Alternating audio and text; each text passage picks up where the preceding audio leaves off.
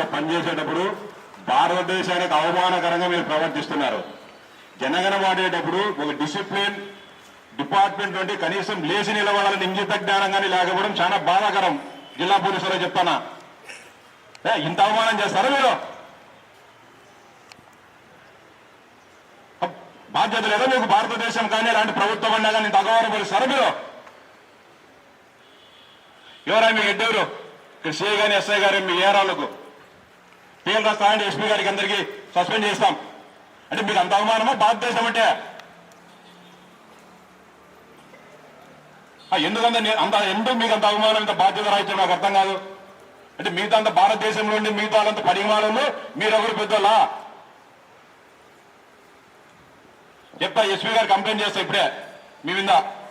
తమాజ్ చేస్తారు, తమాజ్ చేసినా మీరేం డ్యూటీలు చేస్తారు? భారతదేశం అంటే గౌరవం వెళ్ళిన మీరేం ఉద్యోగాలు చేస్తారా?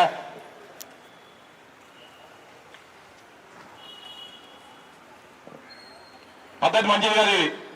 ఎవరో ఏంటో మీకు అంత నిర్లక్ష్యం. అట్లాంటి మీరు పోయి ఉండండి, చెట్ల కింద ఉండండి. మీడియం కూడా ప్రేమ్ లో ఒక సెల్ ఫోన్ చూసుకుంటారు, కూర్చొని చూసేదానికి ఇదేం మీడియం రంగులాటం జరుగుతుందా?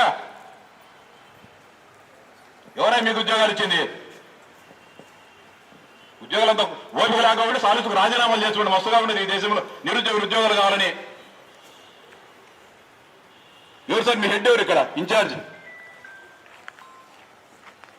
దీనికి ఇన్ఛార్జ్ ఎవరుంటే దీనికి ప్రిన్సెస్ కు డిపార్ట్మెంట్ సంబంధించి ఇక్కడ ఇంత బాధ్యత రాయించడం పనికిరాదు మీకు. నెంబర్ రాసుకోండి, మనీ చెప్తా. బండి నెంబర్, ఈ నెంబర్ రాసుకో, ఈ నెంబర్ ఆ నెంబర్ వెహికల్ నెంబర్ రాసుకో.